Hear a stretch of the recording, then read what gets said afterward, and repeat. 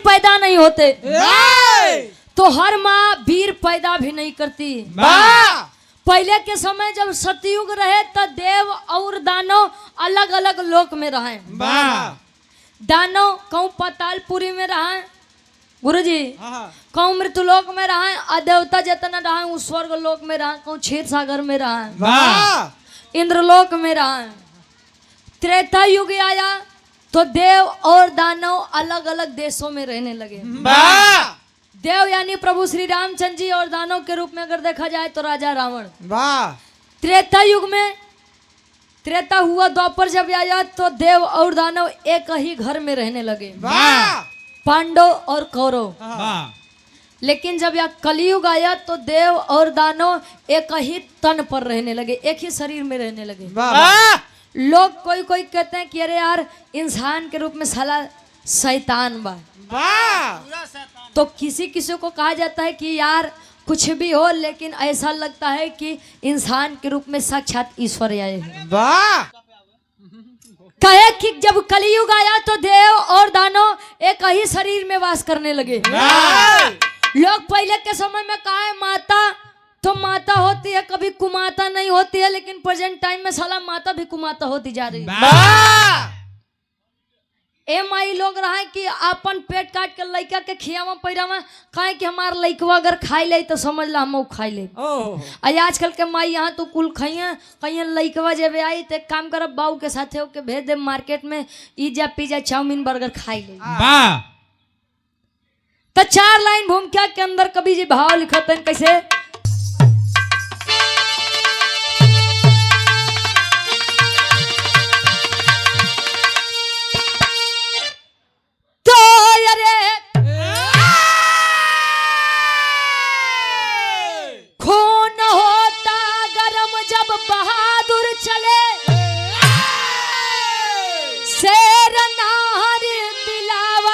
सिर को झुकाए बदल लेने बदल कर लिबाज चले, बादल यमनी से क्रोध में गड़गड़ा चले, दिल्ली सल्तनत संभाले पृथ्वीराज थे, बेटी बेला की जब की सयानी हुई, आला उदल को लेके ब्रह्मा चले, जवानी जंग में है पानी पानी हुई।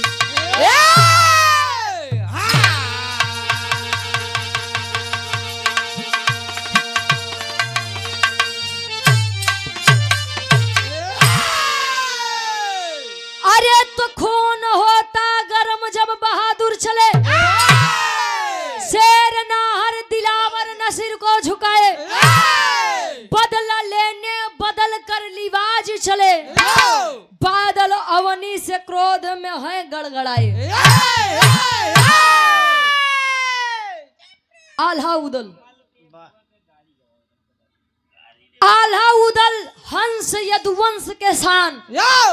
हमारे पूर्वज हमारा इतिहास है, लोग बतावें कि आला और उदल जब तेगा और तलवार भाजे तो अच्छे से अच्छा वीर जान लब पीछे हो जाए, पानी फेंक नहीं सब। तो आला और उदल का एक भाई था, चचेरा भाई था जिसका नाम ब्रह्मा है। अबू ब्रह्मत समझ जाए कि सृष्टि के रचयिता ब्रह्मा है।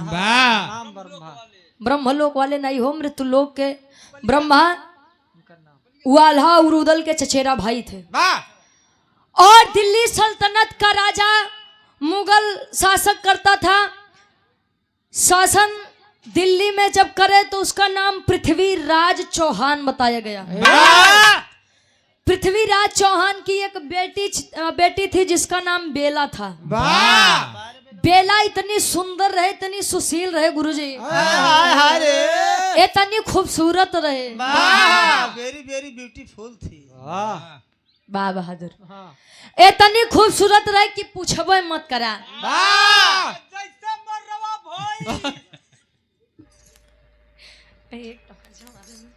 मतलब कि एक लड़की के तुलना होशी करत है, का करब तोरे में दोष नहीं बा।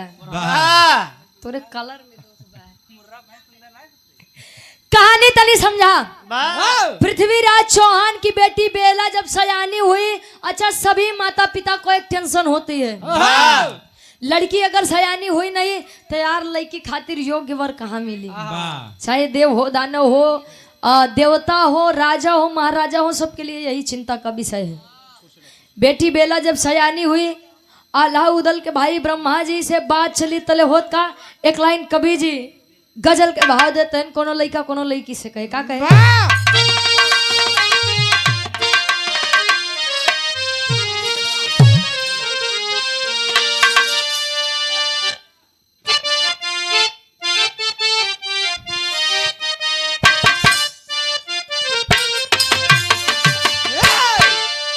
लड़का कहे अरे पलट कर देख ले जाली, अरे पलट कर देख ले जाली, तमन्ना हम भी रखते हैं। पलट कर देख ले जाली, तमन्ना हम भी रखते हैं। पलट कर देख ले जाली, तमन्ना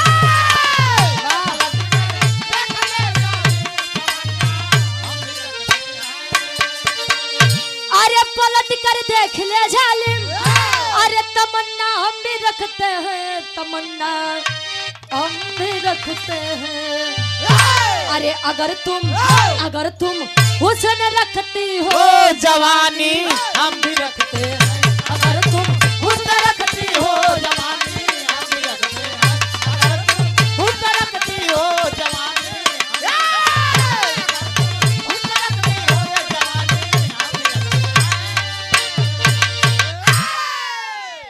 पलट कर देख ले जालिम, तमन्ना हम भी रखते हैं।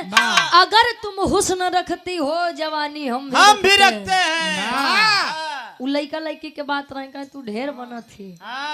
अच्छा कहने वालों ने कहा है कि त्रिया चरित्र दैवो न जाना। मेहरारू के चरित्र तो भगवानों नहीं समझ पाए। वीर, लेकिन वीर क्या होते हैं? पहले के लोग एक बात कहा कि जकरे जवानी आवत है तो चोकरत की आवई कही वाह बहादुर, तोरो हरी का यार आई कि जरी गए ना। मैं डब्लू गुरु जी का हल्के में थे कहा हो। कवि जी लिखा था वीरन के बारे में एक लाइन कैसे?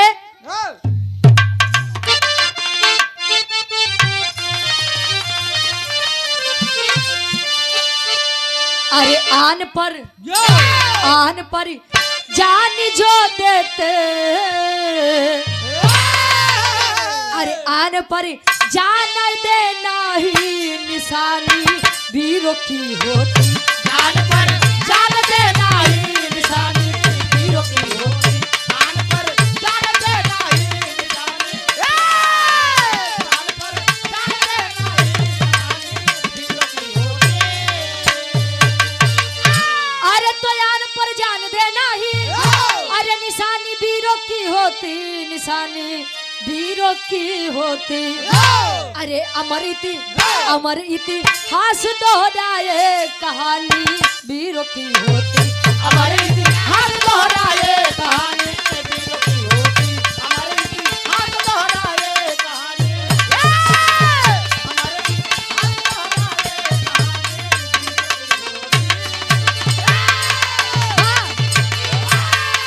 यो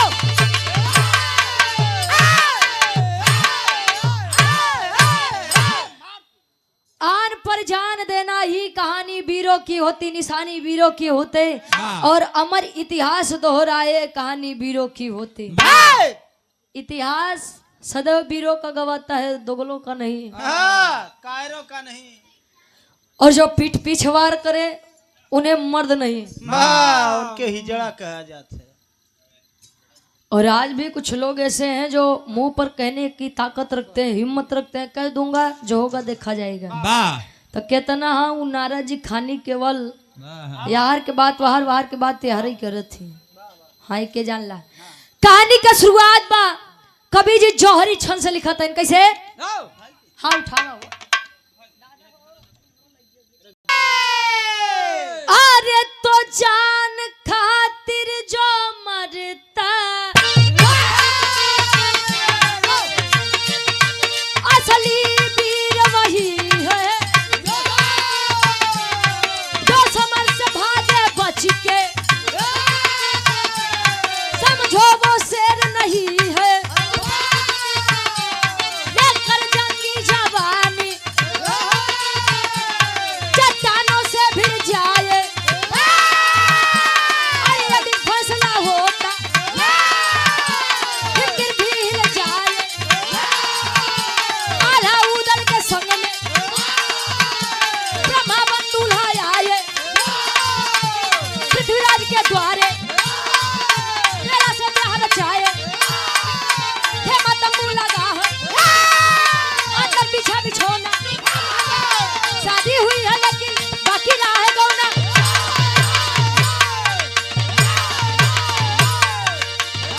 यो क्या बात है? बस बहादुर। हाँ ये अमेठी है। हाँ ये खुद फनो बोल जब पूर्वांचल चला करा तब करा कहानी का तनी समझ ला। पृथ्वीराज चौहान की बेटी बेला सयानी हुई और आल्हा उदल के चचेरे भाई ब्रह्मा के साथ शादी हुई। जब शादी हुई तो पहले क्या साला सिस्टम तब साला थर्मस नहीं चल कहूँ शादी हो जाए तो गौना बाकी रहा है। अच्छा भिटाई के मामले में आल्हा उदल के साथ साथ एक नाम और लोरी के साथ बड़ा अच्छा नाम आता है। बठवा चमार एक ऐसा वीर था। चमार। हाँ वो बठवा चमार एक ऐसा वीर था जिससे स्वयं लोरी भी बेचारा पीछे होता था, क्योंकि उसे वरदान था कि जितनी बार तुम्हारे गर्दन से सर कटेगा उतनी बार तुम्हारा सर गर्दन से जुड़ेगा।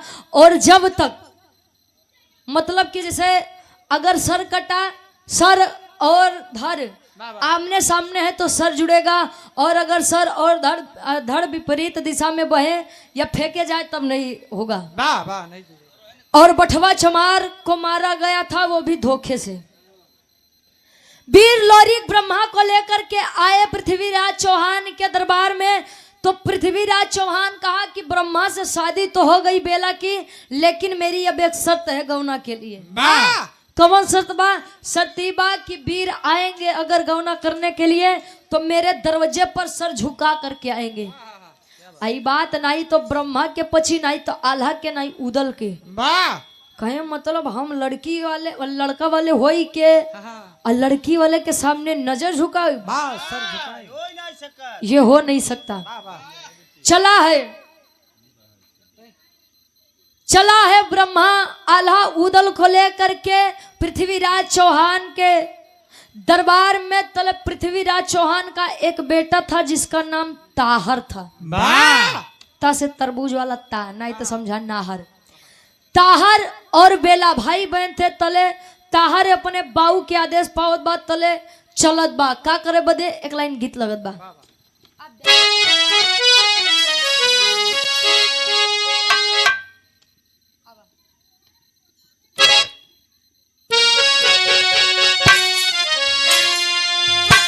जय हो।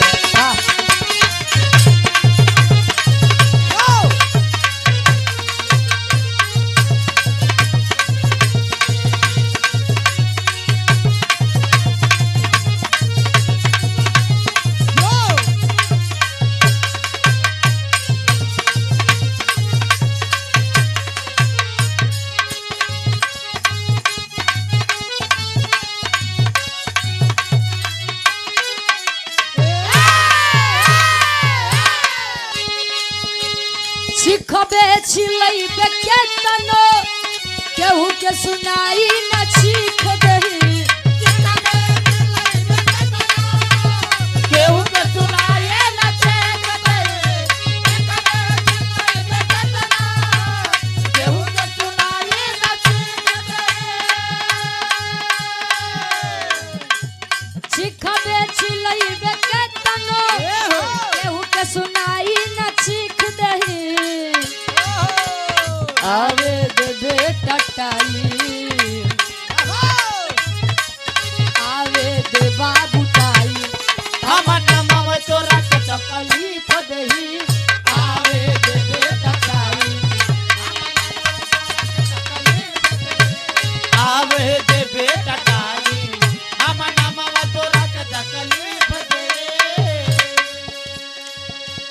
लड़का रहे वो अपने भाई के बड़ा प्यार करे, कहीं तने नहीं हमारे भाई के ऊपर के वो आँख उठाए दे तो के जान लगले।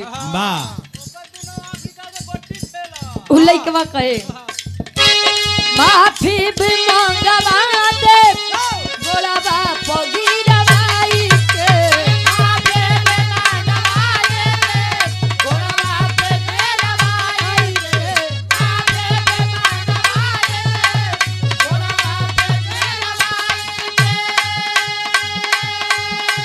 माफी भी मांगवा दे बोला बाप गिरवाई के, काटी दे बोगर गलिया,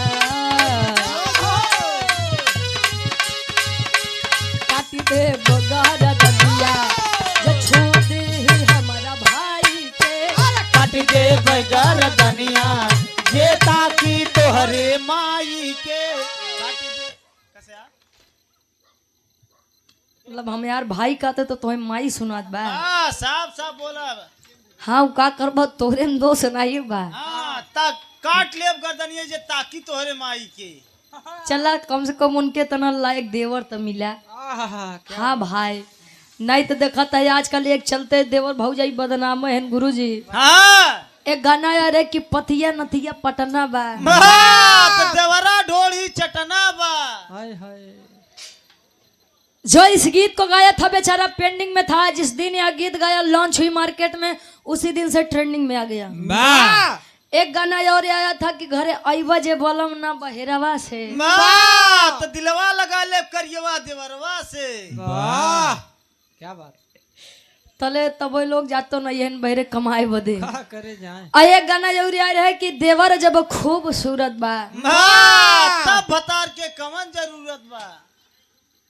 अब तो आइए भाई के भइल बड़े बड़ी तिरछोल देवरा तो रोज राती में पढ़ावे ला भूगोल देवरा, दुनिया बतावे गोल गोल देवरा।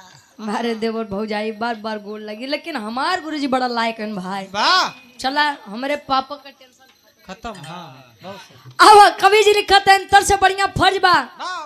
जब ब्रह्मा आल्हा उदल पहुंचे हैं कहा ताहर के पिताजी यानी पृथ्वी राज के दरबार में तले ताहर आय के कहीं लगे बाहा फड़के उकर जहाज सार हरे ढेर दिन हो गए झगड़ो लड़ाई करे। आवाज सार है तोहार सबके काट ले का मूड़ी।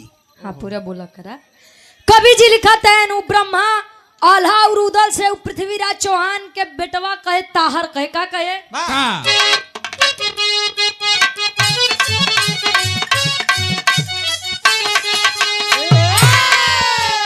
बोला है ताहर ब्रह्मा से पितु का मेरे आदेश सुनो, बोला है ताहर ब्रह्मा से पितु का मेरे आदेश सुनो, बोला है ताहर ब्रह्मा से पितु का मेरे आदेश सुनो,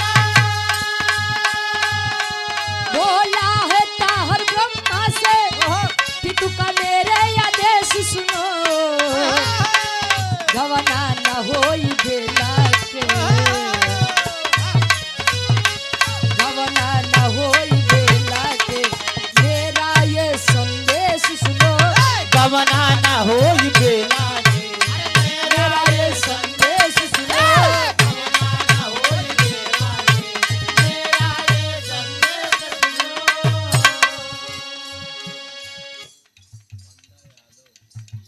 पंडा यादव जी हमारे बड़े भाई आप गार्जियन जी के द्वारा 100 रुपया बहुत बहुत धन्यवाद बा आशीर्वाद के चारी के मुझे अपनी कला में कामयाब रहे।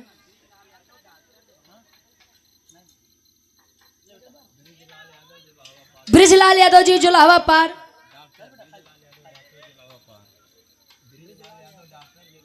ब्रिजलाल यादव डॉक्टर साहब जुलावा पार से ये 200 रुपए का सम्मान आशीर्वाद के चारे के मुझे अपनी कला में कामयाब रहे। वाह कहे बोला है ताहर ब्रह्मा से पितु का मेरे आदेश सुनो, अहोई ना गवना बेला के, मेरा ये संदेश सुनो।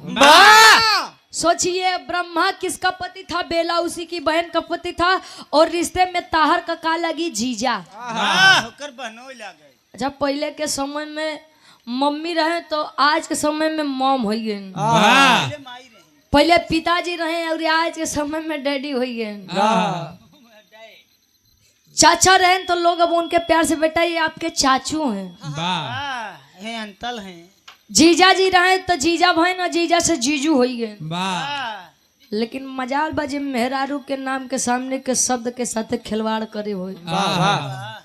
हाँ जानत है मेहरारू बड़ी खतरनाक चीज बा। अच्छा ताहर अपने ही जीजा ब्रह्मा से कहे कि ए लड़के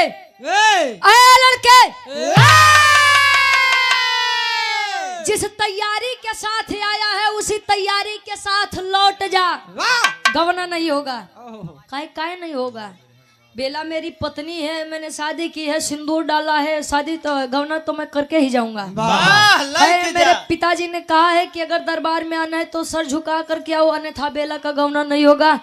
ताहर के बतिया सुन के ब्रह्मा भाई अहिरे के खानदान के लइका लगा खून खौलाई। गरम खून होबे करत है तना देखा कहीं कि अबे साले अबे सार का तू अपन बहन खुदे रखबा सार। क्या बात। हाँ वो रिश्ते में साला था ब्रह्मा का।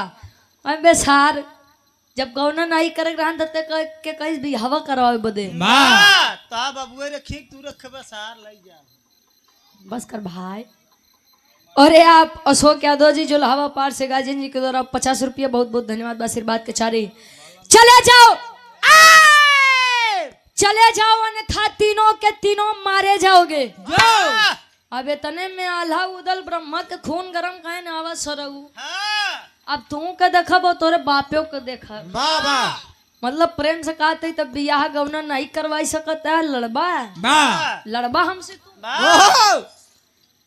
इतनी बतिया ताहर के बतिया सुन के ब्रह्मा आला उदल एक बात कहे। कौन बात कहे गुरुजी गीत बतलत बा।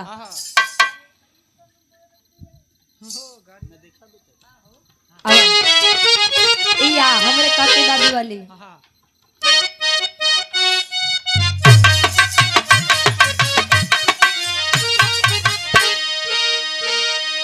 भगवान भोलेनाथ के बारात जब सज के कैलाश पर्वत से गए दादा हिमाचल नगरी में तो भस्म भभूति लगाए, गले में नाग धारण करे। अच्छा एक बात है केहू कहे कि वो थे कि नहीं थे वो बात की बात है, लेकिन शिव जी थे। काहे बरे रहे कि जितना देवी के जितना देवता के आप लोग देखबा केहू इंद्रलोक में निवास करत रहे तो केहू कमल के फूले के ऊपर, केहू सिंहासन के ऊपर, तो केहू नागे के ऊपर। लेकिन भगवान भोलेनाथ एक ऐसा रहे कि जे पत्थरे के ऊपर वास करे। और कैलाश पर्वत कहाँ है? अपने इसी मृतलोक में है। लोग बढ़िया से बढ़िया वस्त्र धारण करे, आभूषण पहने, लेकिन भगवान भोलेनाथ का पहने रहे मृगशाला पहनत रहे। और गले में सांप था। सांप होता कहाँ है? अपने मृतलोक में होता। अगर उनका पहनावा देखा जाए, पोशाक देखा जाए तो कुल A to Z पूरा मृतलोक का पोशाक बा।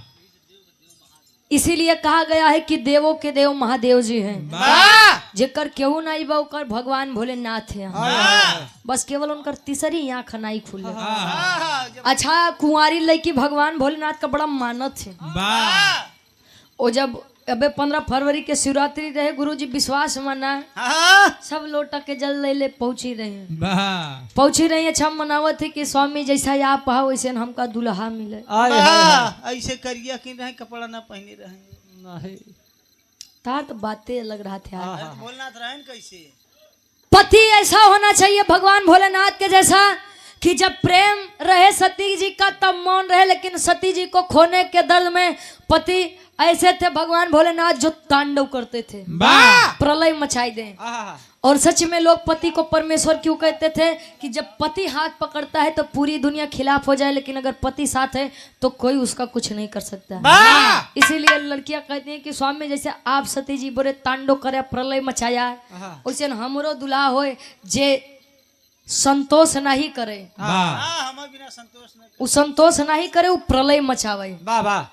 राम जी के बाद जब रावण जी तक गई, कहे कि अच्छा ये बताओ राम क्षत्रिय है? कहे हाँ है। कौन क्षत्रिय है?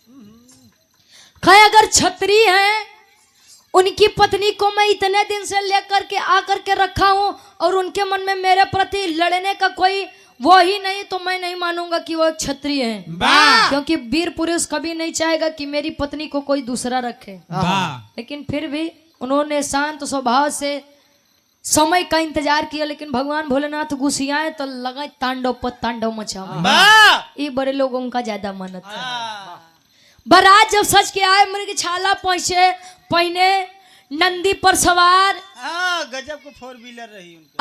तन में भस्म भभूति लगाए, आगे पीछे भूत प्रेत, डाइन नाचत तहन, गले में बिच्छू बा, गले में सांप बा, गले में बिच्छू बा, गोजर बा, तले मैना माई बेचारो बेहोश हो गई।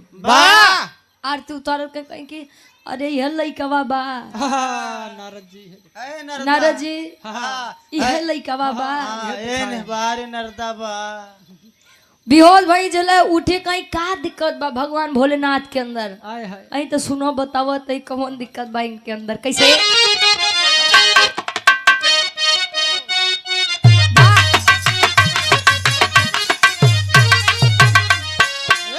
कहे अरे ऐसन बरतिया ना देखे अभी तक जिया करे धक्का धक, ऐसन बरतिया ना देखे अभी तक जिया करे धक्का, अरे ऐसन बरतिया ना देखे अभी तक जिया करे धक्का। कहे ऐसन बरतिया ना देखे अभी तक जिया करे धक्का धक। अच्छा, हर जगह बेचारे अगुवई फंसत है, अगुआ अगुवई कराए तो कहे अरे यार अब का बताई, लड़किया एकदम गऊ बा, एकदम गऊ जैसे देसी, इतनी सीधी बा एकदम जैसे गाय बा, लड़किया ओकर आवाजे नहीं सुन पाऊ, एकदम जैसे मैना गाय, इतनी सीधी बा। शादी बियाह हो गया तो लड़की लगे जब जोर से बतियावे लगे, अपन सहूर दिखावे, कहीं बिटिया तनी मुहनत तोप ले, कहीं का तोपी, कुल तो पहले देख चुका है, तो जयमाल करवाई ले रे, कहीं जब जयमाल देख चुका है तो का तोपी। आ लड़का के जब बात लड़की वाले के बता पड़े था, अगुआ महाराज जी कहिए कि भैया लड़कवा एकदम राम जी जैसा, पराई स्त्रियों को वो देखता भी नहीं है। अब वो तो लड़की आए के बाद पता करी कि लड़का कैसे बा कैसा नहीं बा। कभी जितर से बढ़िया फर्ज में लिखा था ब्रह्मा आल्हा उरुदल ताहर के ललकारत है। कैसे ललकारे?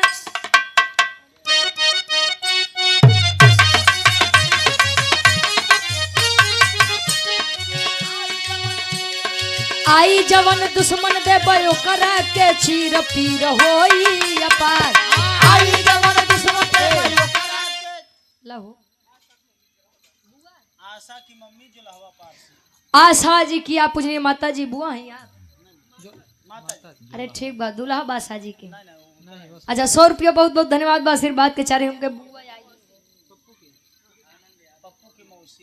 अरे बड़े भाई आप पप्पू जी की पूजनीय मौसी जी, 100 रुपए का सम्मान, बहुत बहुत धन्यवाद बा, आशीर्वाद के चारे के हम बच्चे अपनी कला में कामयाब रहे। कहे आई जवन दुश्मन ओका देबे हम चीर पीर होई अपार।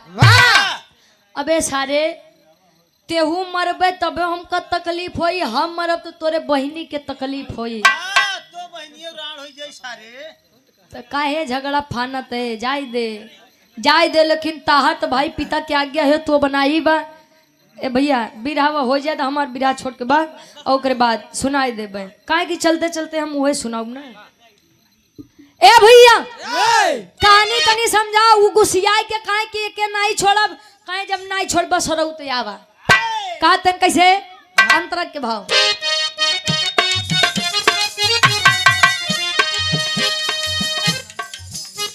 आनंद यादव अमेठी से फौजी साहब, भैया के क्रांतिकारी सलाम हो, 200 रुपए का सम्मान इनकर फरमाइश बार, राजा हो तो कैसे मनाई, कईयो फरमाइश बार, राजा हो तो कैसे मनाई, बलम के बांगड़ बाबेला गाड़ी हुआ है वो। बस ये बिरहा समाप्त हो जाए, ये कुल सुनाई के चलेंगे। रात में हमारे कार्यक्रम भलदोही बा जाए के भी बा। कहे गर्जन करे रणभूमि देखा जवनिया, गजन करे रणभूमि देखा जवनिया, गजन करे रणभूमि देखा जवनिया। रुकले रुकब नाही ले जाई दुल्ही नैया, रुकले रुकब नाही ले जा दुल्हनिया, रुकले रुकब नाही ले जा दुल्हनिया।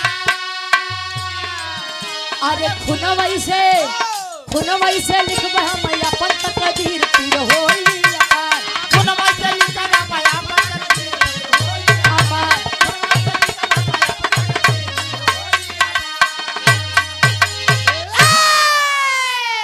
ऐ ताहर खबर भिजवा दो अपने पिताजी मेरे ससुर जी के पास, पृथ्वीराज चौहान के पास, कि कोई कितना भी रोक ले अब तो बात सम्मान की है। और वीर वो होते हैं जो अपने सम्मान के लिए लड़ जाए मर मिट जाए। कहे हंस यदुवंश का शान हूँ, जिया भी शान से हूँ और मरूंगा शान से भी, नहीं रुकूंगा मैं। शहीद हो जाऊंगा मेरा चक्कर। कहे वे साले पहले हमसे लड़ बाद में हमारे बाउले जाए। अच्छा युद्ध ललकार दिए युद्ध के लिए, और युद्ध होत बा टेरी के भाव लगत बा कैसे।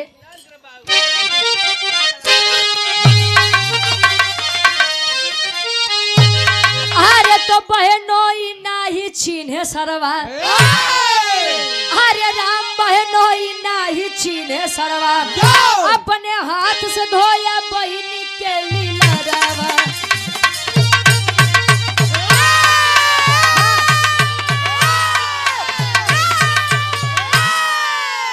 अपने हाथ से धोया बहिनी के लीलरवा, बहनोई नाही छीने सरवा। बहनोई के का थे? अरे जिया बहादुर। बहनोई यानी बहन का पति, और साला किसे कहते हैं यानी पत्नी का भाई। दोनों आपस में लड़े भिड़ गए, ना उसार चिन्ह है ना वो बहनोई चिन्ह है। दोनों युद्ध तेगा और तलवार चलक भाई, जहाँ आल्हा उदल खड़ा हुआ केहू के लात लागी नहीं लागी। युद्ध होत बाप ताहा जब कमजोर पड़े लाग, तो देखिए गीता में भी लिखा गया है, कहीं मारे वीर तो कहीं मरवाए वीर।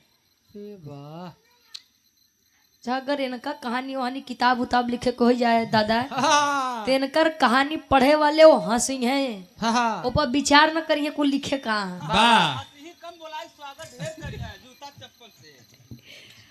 कहे कहीं मारे वीर तो कहीं भागे वीर, कहीं बल काम में आ रहा है और बल जहां काम नहीं आ रहा है वहां पर छल का इस्तेमाल करिए। साम दाम दंड भेद गुरुजी तीनों जो पनावे के चाहिए। चौक कवि जी लिखत है शब्द के बंदिश बा। शब्द बंदिश का मतलब जौने शब्द से शुरू हुई वही शब्द से बंद हुई। तनी आप लोग विचार करिए जो हमरे काका बाबा हरे यहाँ उनके बदे कवि जी लिखत है कैसे।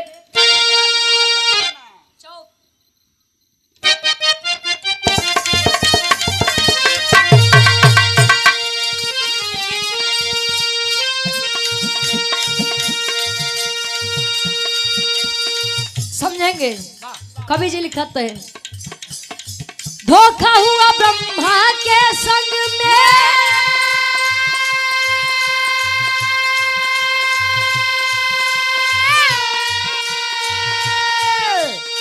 ताहर कमाया है धोखा,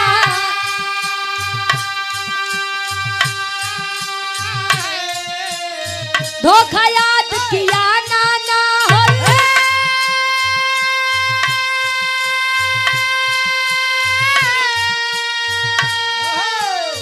छत्री मन रचा धोखा,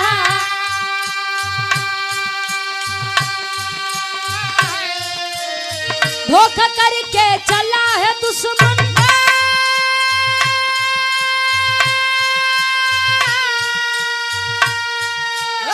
जान बचाया है धोखा,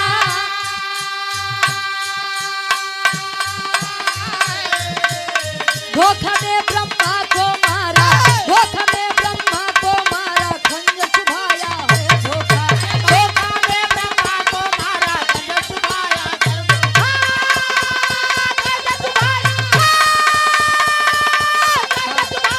है धोखा, धोखा में ब्रह्मा को मारा, खंजर चुभाया, धोखा में ब्रह्मा को मारा, खंजर चुभाया है धोखा।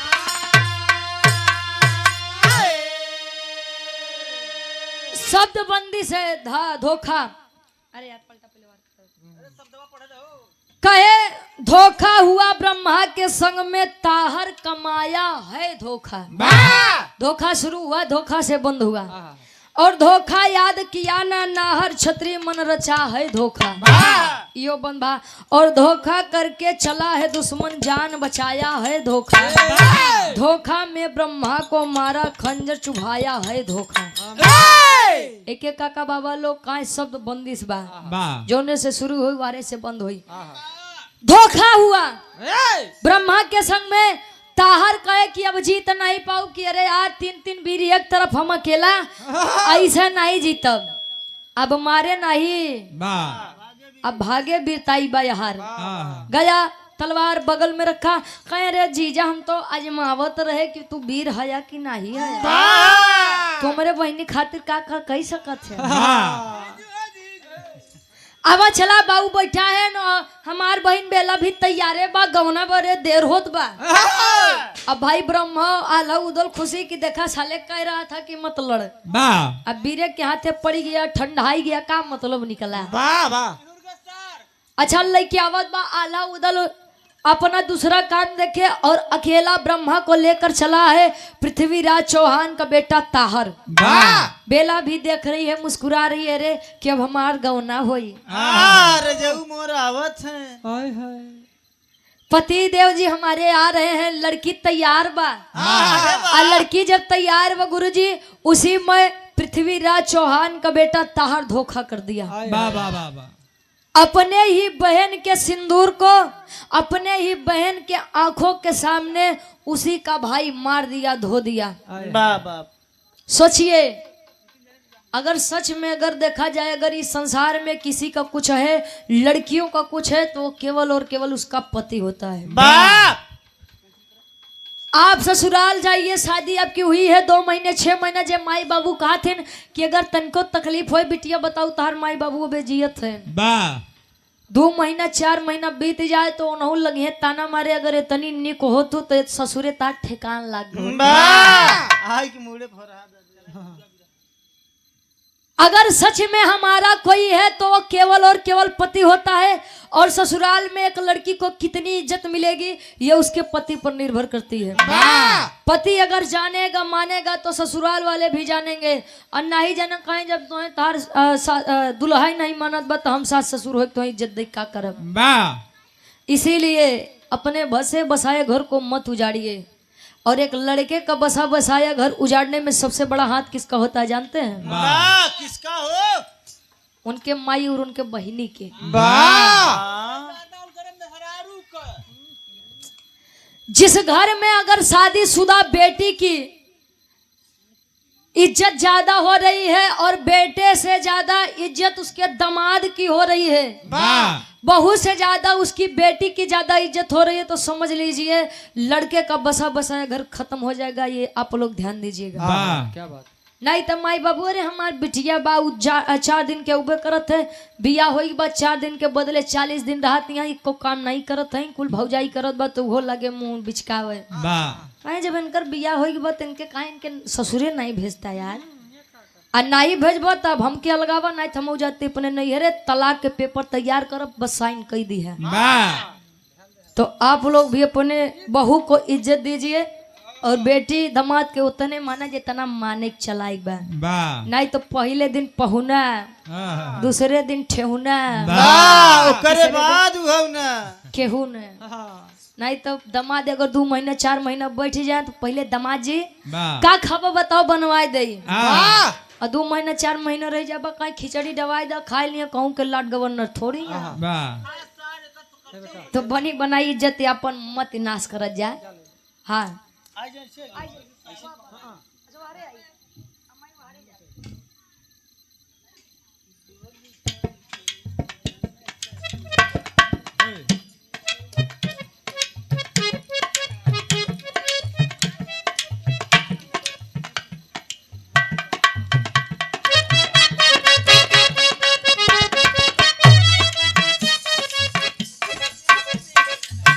और पूजनीय बुआ जी हमारी संगीता यादव जी 500 रुपए का सम्मान इनकर कहना बा कि मामी का, चाची का, मौसी का, मम्मी का, दुल्हा के सबके गरिया बा। सब है छुआ देख के अच्छा बुआ लेट आई लेकिन दुरुस्त आई।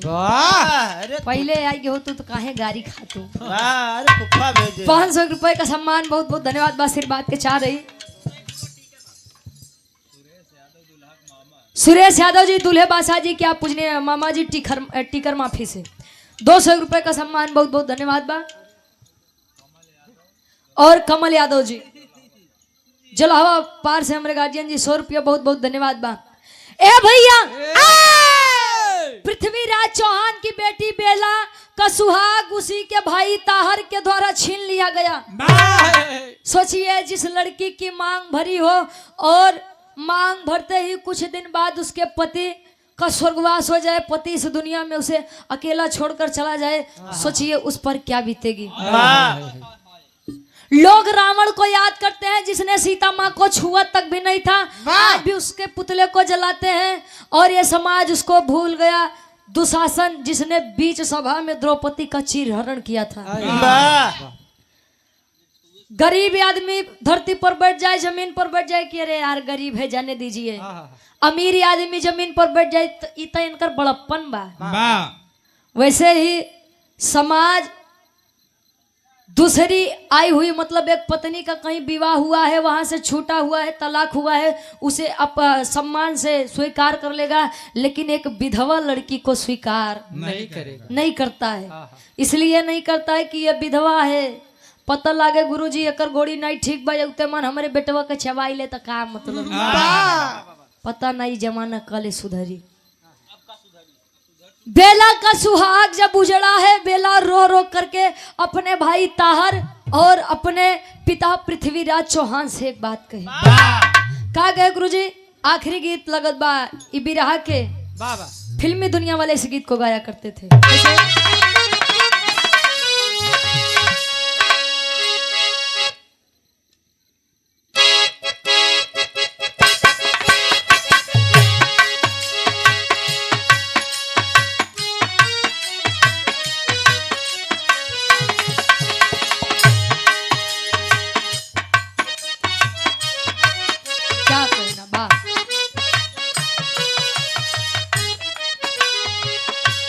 लड़का कहे प्रेमी प्रेमिका एक दूसरे से बड़ा प्यार करें,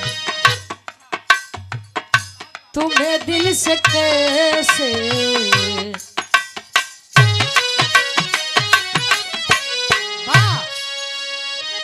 दुल्हा के पूजनीय फूफा जी शिव मोहन यादव जी 200 रुपए का सम्मान बहुत बहुत धन्यवाद। आशीर्वाद के चारी कहे लड़का कहे तुम्हें दिल से कैसे जुदा हम करें, तुम्हें दिल से कैसे जुदा हम करेंगे, तुम्हें दिल से कैसे जुदा हम करेंगे,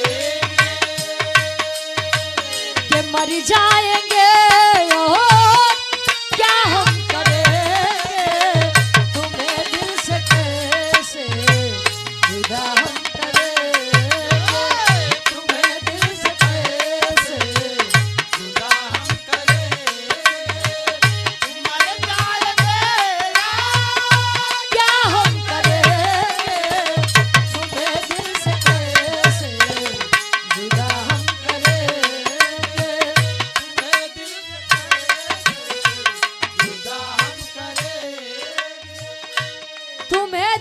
कैसे जुदा हम करेंगे, कि मर जाएंगे और क्या हम करेंगे। आपसे बिछड़ कर जीना मौत के समान है और सच बात है आज के समय में सच्चा प्यार मिलना बड़ा दुर्लभ है।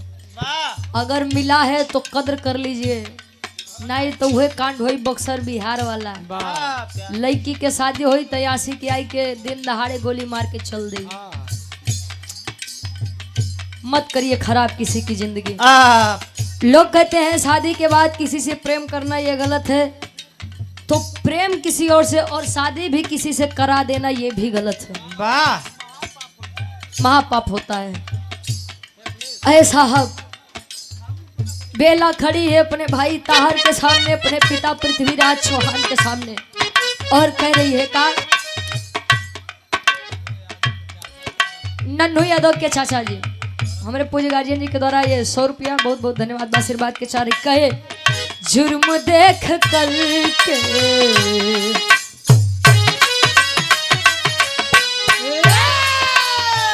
जुर्म देख करके बहन रो रही है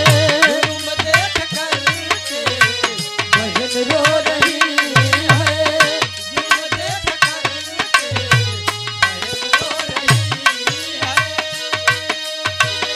भाई की वजह से पति खो रही है जुर्म देख करके बहन रो रही है जुर्म देख करके बहन रो रही है भाई की वजह से पति खो रही है जुर्म देख करके बहन रो रही है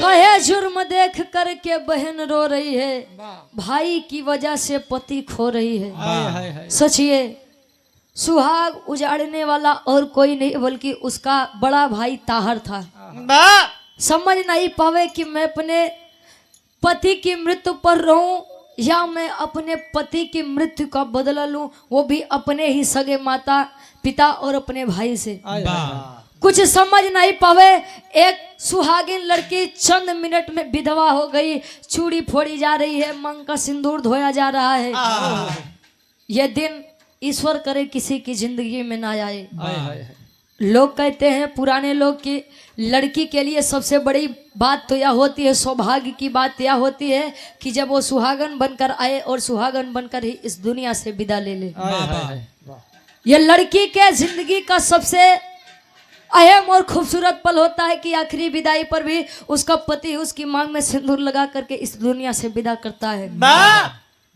लड़की विधवा हुई लेकिन बाहर हमारे भारत देश की हमारे भारत भूमि की लड़कियां कमजोर नहीं पड़ी ठन कर लिया उसने प्रण कर लिया उसने कि अगर मेरे सुहाग को मेरे भाई ने छीना है तो ये मेरा भाई नहीं और ये मेरा पिता नहीं नहीं मान सकती मैं और इतने में ही लड़की वह बेला खड़ी हुई है प्रतिशोध की ज्वाला आंख में लिए और करत बाका करे पापड़ के भाव लगत बा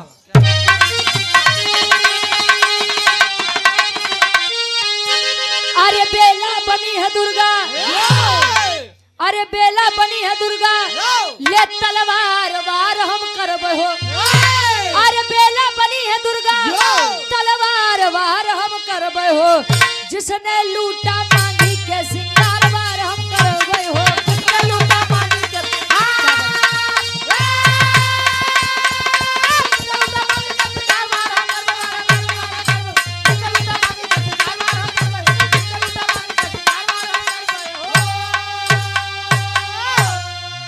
अरे पृथ्वीराज चौहान भाई ताहर को ललकारा है पति का बदला लूंगी मैं धर्म फर्ज यही हमारा है अरे तूफान बन के खड़ी है आया ज्वार वार हम करब हो तजिसन लूटा मांग के सिंगार वार हम करब हो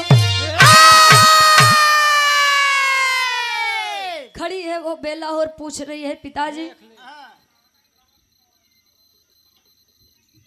क्या अपने ही हाथों से अपनी बेटी का सुहाग पूछते हुए आप लोगों को शर्म नहीं आई धोखे से मार दिया मेरे पति को आखिर मुझे इस महल में रख करके आप किस झूठी शान के साथ जीना चाहते हैं साहब हमारा समाज यही है जब हमारे घर में एक टाइम का भोजन नहीं होता है पहनने को कपड़े नहीं होते हैं तो दुनिया देखेगी कि अरे यार फटा कपड़ा है इसका तन दिख रहा है पैसा देखकर तन को ढकने का कार्य कोई नहीं करेगा बल्कि खुद देख रहा है तो दूसरों को भी दिखाएगा कि देख यार क्या गजब का नूर है लेकिन बच्चे जब अपने माता पिता के लिए अपना पूरा जीवन समर्पित करते हैं और बेटे बेटियां ये कहते हैं कि पापा हम इनसे प्रेम करते हैं या मम्मी हम इनसे प्रेम करते हैं शादी करना चाहते हैं तो हमारे माता पिता खड़े हो जाते हैं कि समाज हमारे ऊपर थूकेगा तब कहाँ चला जाता है समाज, जब हमारे पास भोजन नहीं होता है, कपड़े नहीं होते हैं, और जब बच्चों की खुशी देखने की पारी आती है तब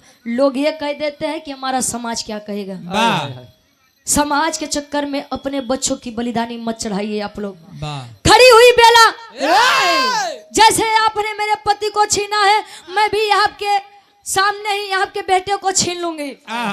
निकाल के तलवार, और कोई कुछ समझ पाता इसके पहले ही बेला ताहर के ऊपर वार करती है। धड़ से गर्दन अलग हुई, और जब अलग हुई उसका बदला समाप्त हुआ। अपने पति के लिए अपने भाई को मार दी, ये था एक सती बेला का दायित्व, एक अस्तित्व था। और चिता सजा करके चली है लड़की अपने पति ब्रह्मा के साथ आग में विलीन होने, सती होने के लिए। सती हुई है वह लड़की बेला, पृथ्वीराज चौहान की बेटी, अपने पति ब्रह्मा के साथ। तनी विचार करा, कवि जी प्रमाण देते हैं। कौन प्रमाण बा? आखिरी भाव खड़ी के भाव लगत बा। और आप राम फेर यादव जी गौड़ साहब थम्मन का पूर्वज टीकर माफी के नाते हैं आप प्रांश यादव जी। आप गार्जियन जी के द्वारा 500 रुपए का सम्मान, बहुत बहुत धन्यवाद बा, आशीर्वाद के चाह रही। यार नामों वैसा बा कि पढ़े के बाद सोच होती नाम हो। दीपक यादव जी पुलिस है, पुलिस अमेठी यूपीपी, गार्जियन जी के द्वारा 100 रुपया। राजा हो, अच्छा ठीक बा, आशीर्वाद के चाह रही। अच्छा बांगुड़ बा बेलनवा, ठीक बा। ए भैया, सती बेला जब अपने पति ब्रह्मा के साथ उसी चिता में विलीन हुई, मतलब कि मुर्दे के साथ एक जिंदा लड़की आग में जब जली, तो ये हमारा इतिहास बताता है, और ये इतिहास कहानी के साक्षी बा, और हम प्रमाण भी देते हैं। कौन प्रमाण बा? आखिरी भाव खड़ी के भाव लगत बा।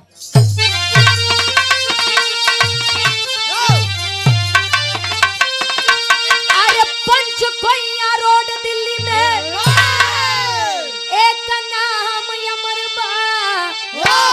अरे पंचकोइया रोड दिल्ली में एक नाम अमर बा। भारी जंगल में बेला सती धाम अमर बा। भारी जंगल में बेला सती धाम।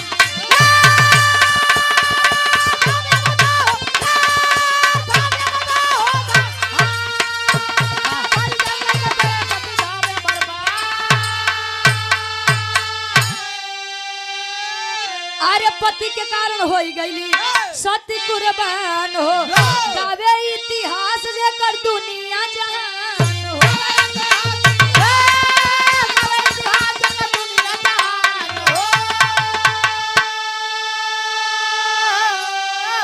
अरे नारी के खातिर एक नारी के पहचान अमर बा।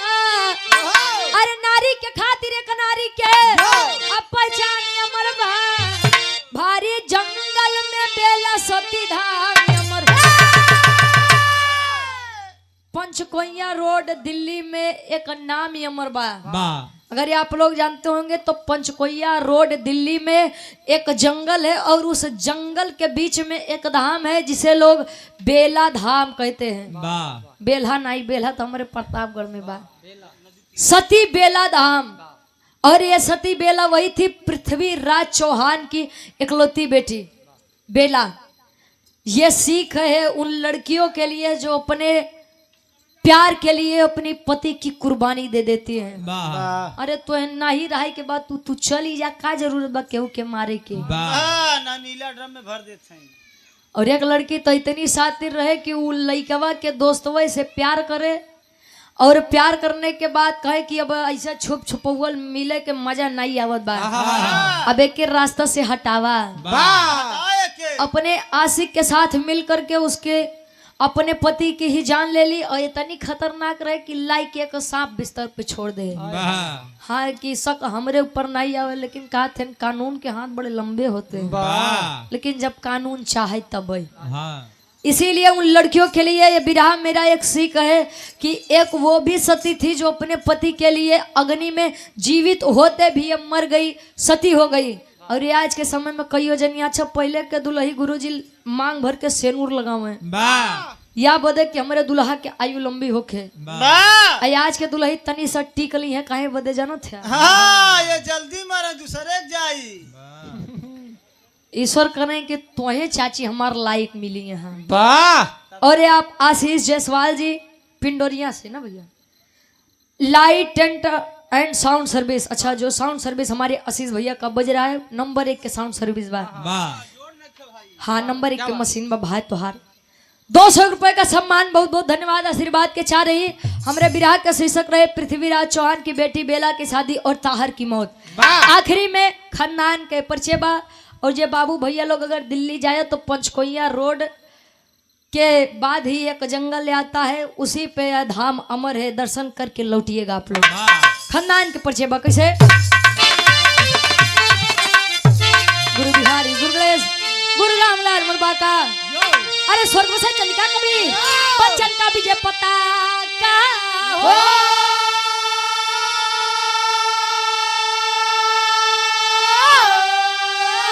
अरे बहनोई के नचीने सरवा गावे रुचि यादो यमलंदु बने सरवा, बहनोई नहीं चीने सरवा गावे रुचि यादो यमलंदु बने सरवा, ओ बहनोई नहीं चीने सरवा। ये हमारे भैया कब्बे से